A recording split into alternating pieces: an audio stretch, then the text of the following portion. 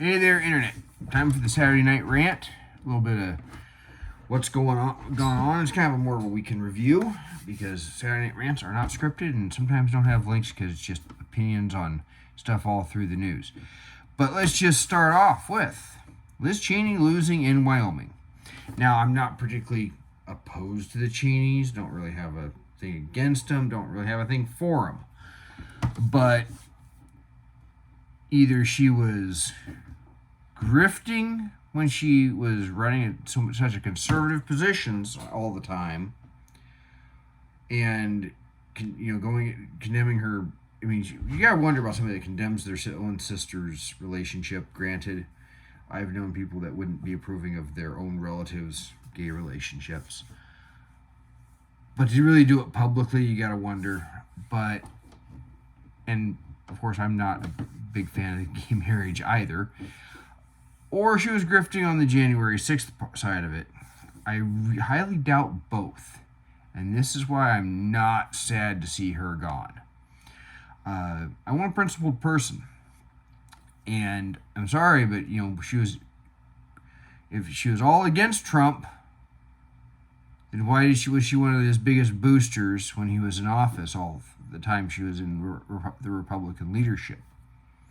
If was all for Trump, she's not being even adversarial in the January 6th committee meeting. She's not trying to get to the bottom of it. It's all a big kangaroo court. No matter what you think of what happened January 6th, it's very obvious it's a kangaroo court with some of what they're going after.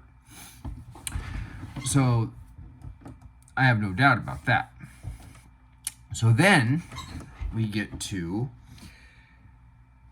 Trump also. If you ever wondered whether Trump derangement syndrome existed, you have proof now. And this is it's almost worse than when I saw people have Obama derangement syndrome or Bush derangement syndrome. Sorry, guys on the right, Obama derangement syndrome does exist. While I was at the fair last week, there was a gal that's convinced, she was like, oh no, Michelle Obama's a man. She's not really a woman. She's a man, that's why she looks like she does. It's like, no, I just find her to be an unattractive woman. She is a woman. She's not a trans woman. She's not really a man. And I don't really think much of her. But I remember campaigning for Republicans in 2010. Going door to door, knock, knock. Vote for these guys. This guy said, what are you, one of those right-wing extremists? I said, no, I've just seen the inside of a Russian apartment. And I don't want that here. He says, Bush, he made this country hell. Just threw a fit. We got laughs for pretty much the rest of the campaign season, off of my imitation of it.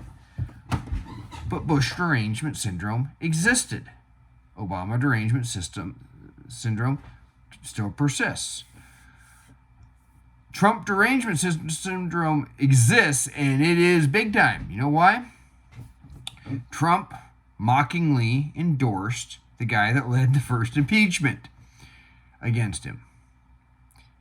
And you know what happened? The Democrats started a circular firing squad because nobody had control over someone saying, I endorse this guy. I endorse Bugs Bunny for Secretary of State, which might be better in this state than what we got for candidates anyway. Nobody can control who somebody else endorses. But what does the guy do? He immediately starts saying, oh, no, I condemn Trump, and it's not me. Meanwhile, his Democratic primary opponents all seized on it and started talking about how Trump endorsed this guy. When to pretty much anybody's obvious, sense, that's what he was doing. He wasn't really endorsing him. The guy would have nothing to do with Trump. But they showed up with a circular firing squad. So, ergo, we now have proof Trump derangement syndrome existed or exists. And some people still have it very, very bad. So that happened. And ultimately, these guys don't seem to get it that they're making themselves fools of themselves. And of course, you got, people doing all sorts of other grifts, but yeah, I look at Liz Cheney, I'm like, good riddance, gal. You can't commit to things, you can't be principled. Which, bringing up principled people, let's bring up Senate Majority Leader Mitch McConnell. Can we just primary him at the first opportunity at this point? This guy, back when he opposed campaign finance reform, I thought, good guy. When he became Senate Majority Leader in the Obama era, seemed like an okay guy. But he's gotten in there and he seems more concerned about staying in power than any kind of principled behavior. Because I wasn't a fan of campaign finance reform because, as you find out with biased media, in fact, I wrote a little thing on an old tripod site that said, it was a nutty idea or something to that effect, because if you remember back to the Spanish-American War, if you have studied that at all, they had what they referred to as yellow journalism. And they just put up sensational stuff, drunk Spaniard soldiers rape Cuban woman and stuff like that. I'm not specific, that's not a specific quote. And it's all sensational stuff. All to drum up support for war with Spain. And they changed public opinion. In Britain, there were some rich guys that got together and decided, let's see how the media can be used, if it can be used to manipulate things. They shifted public opinion for a time toward war with Germany. This is pre-World War II, World War I. Just by, what are you reporting on? When you have yellow journalism, in the movie Twins, Danny DeVito tells Arnold Schwarzenegger's character, go over there, see over there, talk to him, give him, and with him, money talks and BS walks. Well, that applies to politics. If you have control of the media apparatus, whether it is traditional media or social media, this is why social media accounts or companies banning accounts are saying things that are not approved, part of the proper narrative. When you have that, the only way to counter it is with, guess what? Money. So ultimately,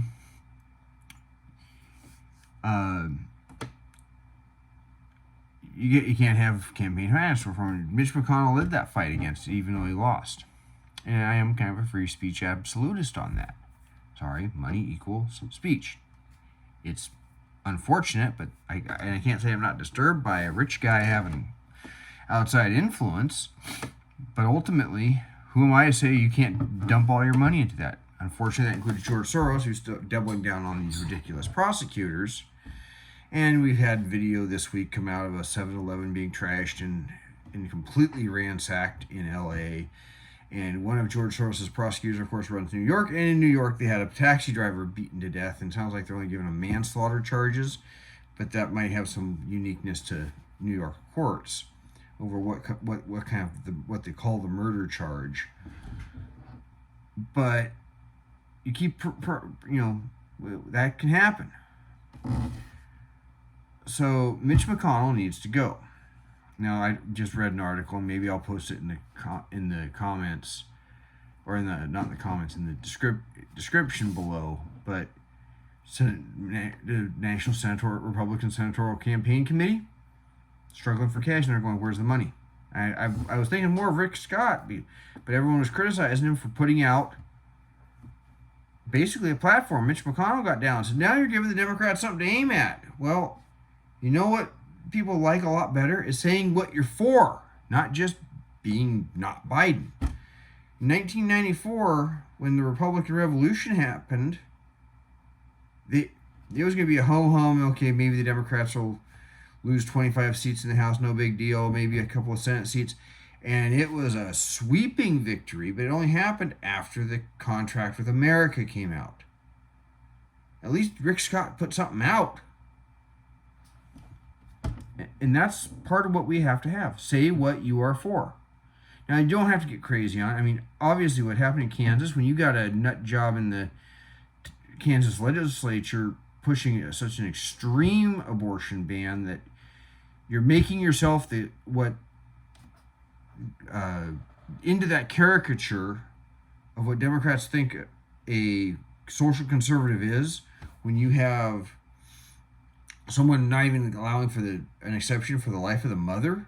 Sorry, but you're an extremist when you do that. But when you're that crazy, you're creating your own problem.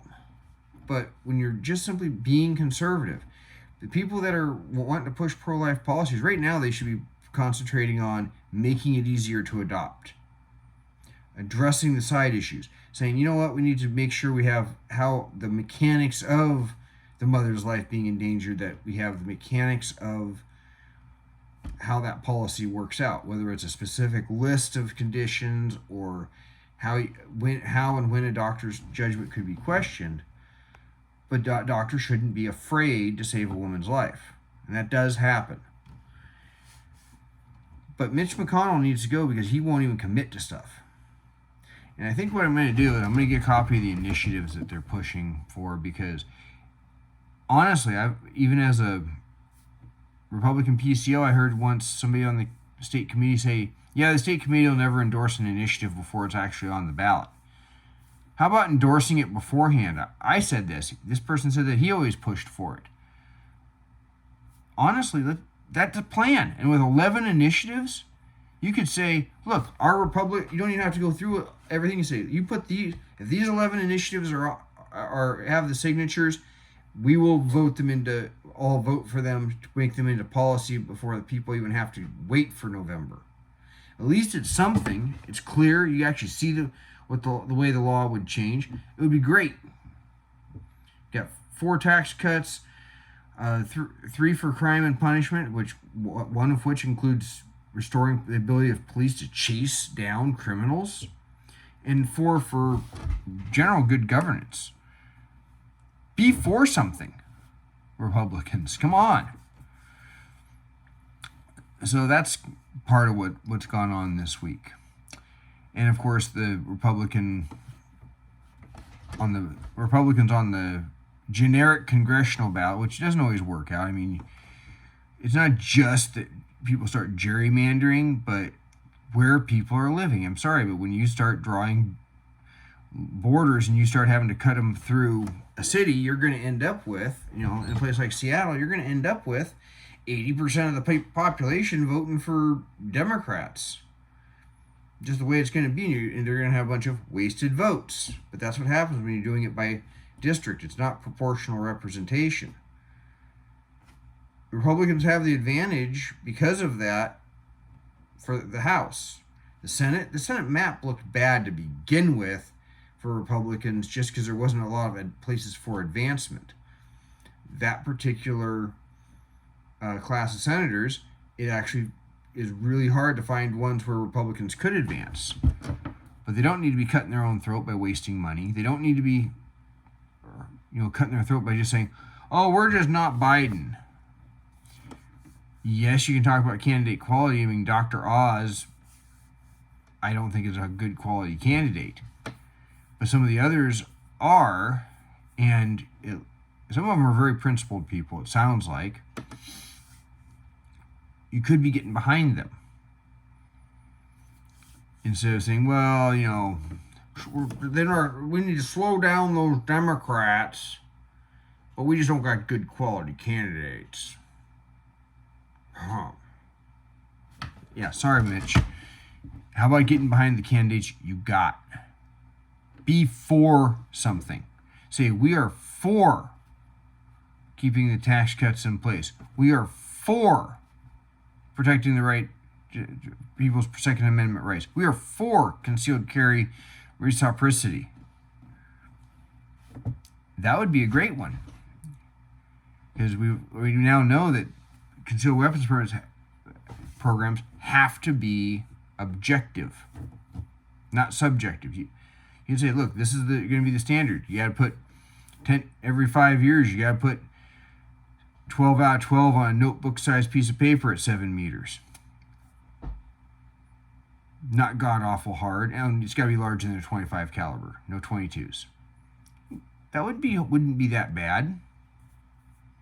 Use that as a little carrot and you get it, maybe. At least you're saying you're for something, instead of just, we're against Biden. And the other thing you got to do is actually get people to commit to voting for stuff. All right, you showed us who the actors were in 2018.